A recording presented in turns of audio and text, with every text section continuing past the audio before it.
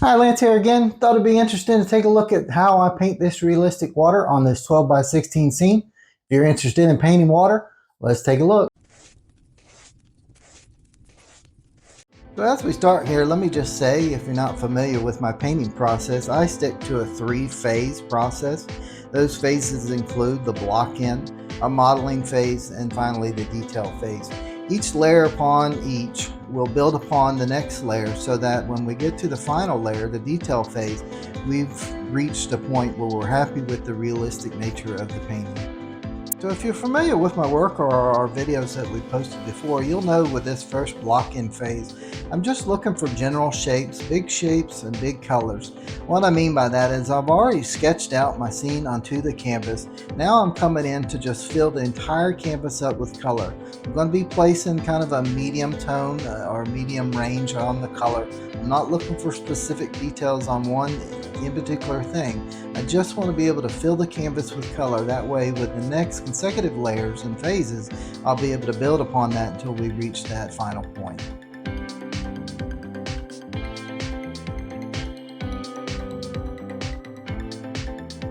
Now that we've got our scene blocked in, it's time to move on to the modeling phase.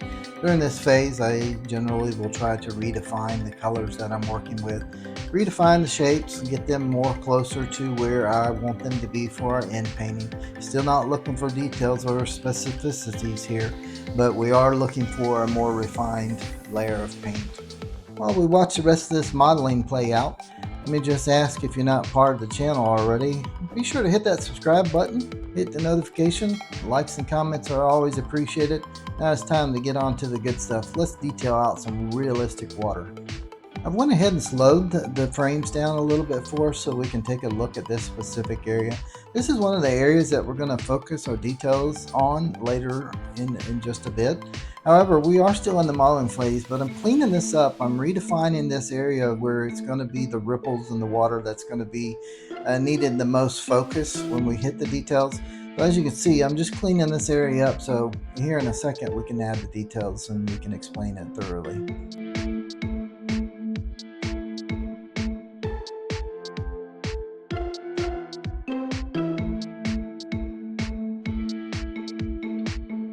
Okay, let's zoom in here. We can even bring up our reference photo.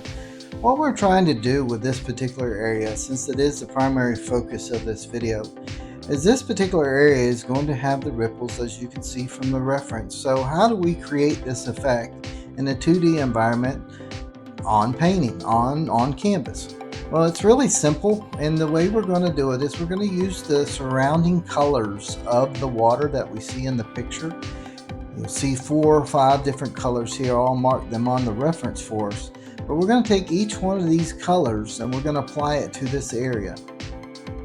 So the secret to this technique is make sure your paint is super fluid.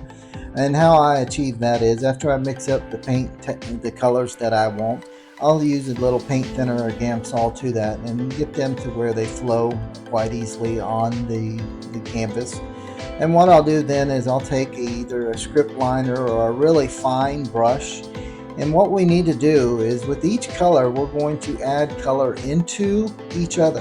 And what I mean by that, you're going to want to take the sky color, move it into the darker color on the left. You're going to take the sky color, move it into the lighter green color on the right. You're going to keep going back and forward with each color until you take on the shape of the ripples that you see in the water. It's super simple and super easy to do. Once you get your surrounding colors, you're just going to interweave that real fluid paint into each other until you shape up the water. And as you can see here in a second when we pull out, it'll be super effective in creating a realistic water effect.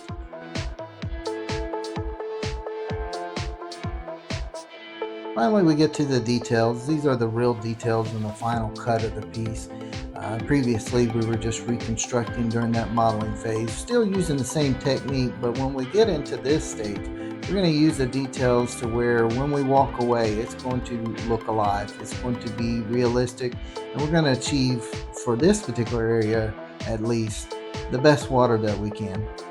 There's really nothing fancy to this technique. As I said previously, you get your surrounding colors, you get you a nice fluid paint, and you're just going to interweave those colors. follow your ripple pattern, follow your reference as far as how the water is flowing.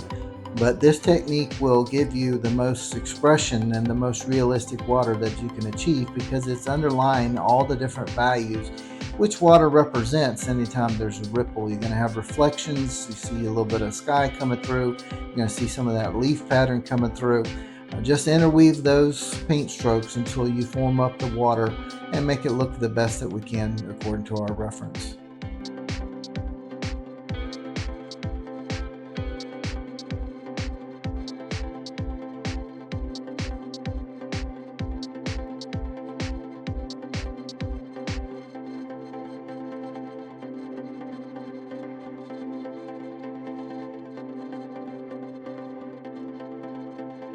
There's some fine little details in the surrounding water area here. We're going to bring down some of that brighter green and some of those other greens into the water area. We'll eventually shape up the rocky area in our later painting. But for now, this specific area looks pretty good to me. Let me know in the comment section what you think. And as always, if you're not subscribed to the channel, make sure you do so. Hit that notification bell. And until next time, happy painting.